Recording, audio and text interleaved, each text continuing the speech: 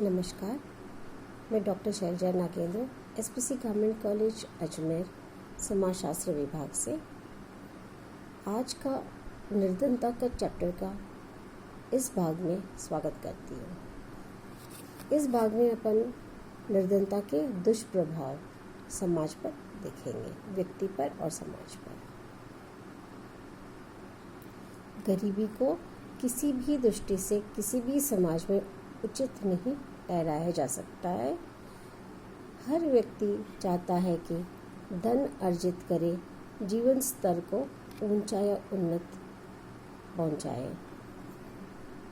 गरीबी की स्थिति में व्यक्ति को अनेक कठिनाइयों का भी सामना करना पड़ता है। और अब अपन देखेंगे गरीबी के दुष्प्रभाव का उल्लेख। सबसे फर्स्ट अपन देखेंगे गरीबी के शारीरिक प्रभाव यानी फिजिकल इफेक्ट्स ऑफ पॉवर्टी। लंबी बीमारी और कार्य न करने की क्षमता भी लोगों को गरीब बनाती है। धन के अभाव में गरीब लोग चिकित्सा की सुविधाएं नहीं जुटा पाते। गरीबी के कारण कई लोगों को संतुलित आहार नहीं मिल पाता है। पर्याप्त भोजन और चिकित्सा के अभाव में मृत्यु दर में भी वृद्धि हो जाती है। गरीबी के कारण ही लोगों को व्यावसायिक थकान, चिकित्सा के प्रति अपेक्षा, गंदे मकान, मनोरंजन का अभाव, बुरी स्वास्थ्य, चोट की बीमारियां एवं कुपोषण आदि समस्या का समाधान के लिए सरकारी कदम या व्यक्ति को खुद प्रयास करना चाहिए।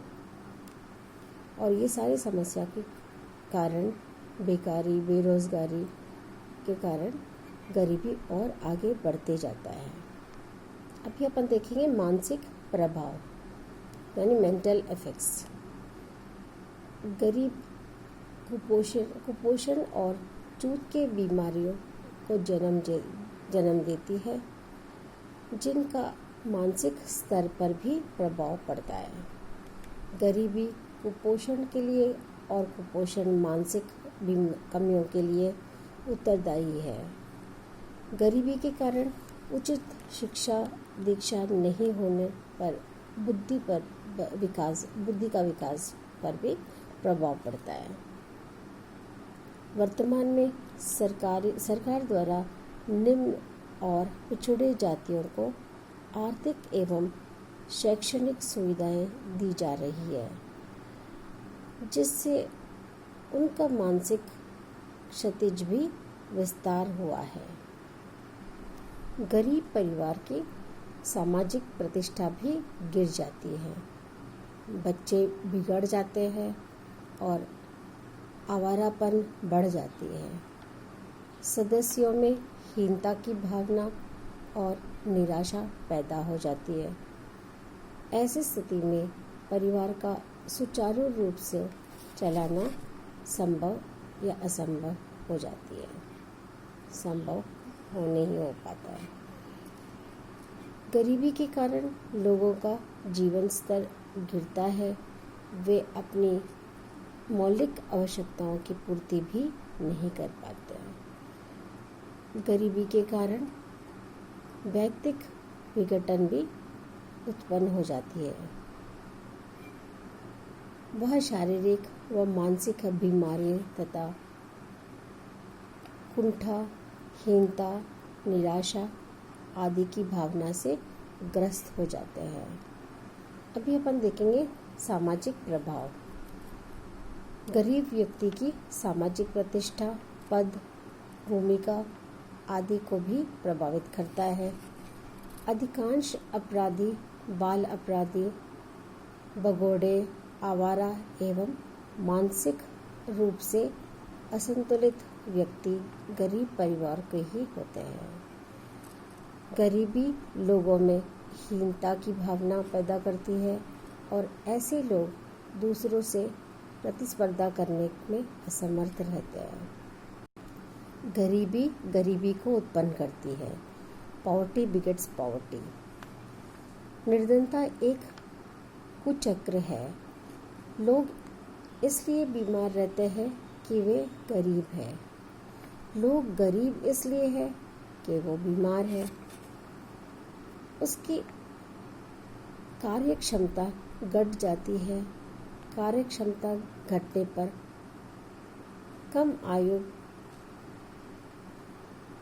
प्राप्त होते ही व्यक्ति कम आयु में ही निर्धन व्यक्ति काम नहीं कर पाता है। उसकी क्षमताएं कम हो जाता है और उसकी आय कम हो जाता है और कई बार उसकी नौकरी भी छूट जाती है। बीमारी के कारण निर्धनता पनपता है। निर्धनता और अपराध, पॉवर्टी एंड क्राइम। भूख से मुक्ति पाने के लिए, आवश्यकताओं की पूर्ति के लिए लोग चोरी, डकैती, रिश्वत, भ्रष्टाचार, गबन, मिलावट आदि अपराधों का सहारा लेते हैं। उनके पास खाने, पीने, रहने, शिक्षा और चिकित्सा आदि की प्राप्ति के लिए सुविधाएं भी नहीं होती है। अब अपन देखेंगे गरीबी और पारिवारिक विघटन, पॉवर्टी एंड फैमिली डिसऑर्गेनाइजेशन है।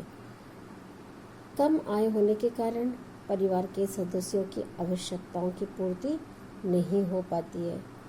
ऐसी स्थिति में उनमें पारिवारिक तनाव या पारस्परिक तनाव, मनमुटाव और संघर्ष की स्थिति पैदा हो जाती है।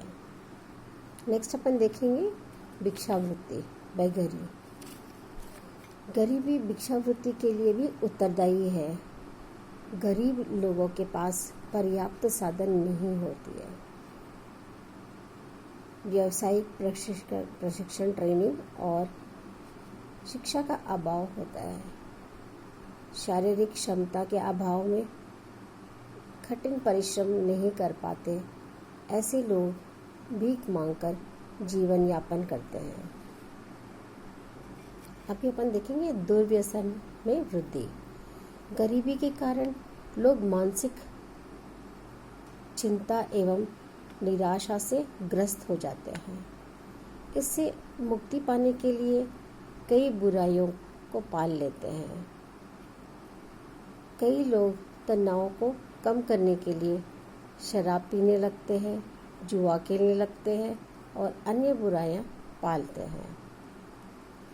अंत में अपन एक और लास्ट पॉइंट अपन चर्चा करेंगे यहाँ पे चरित्र पतन के बारे में। गरीबी के कारण उच्च चरित्र बनाए रखने में संभव नहीं होता है।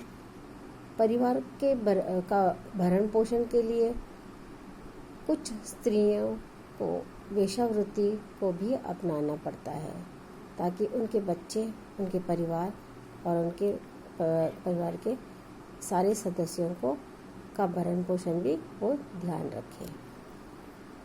इसके साथ आज का ये लेक्चर समाप्त करती हूँ। नमस्कार।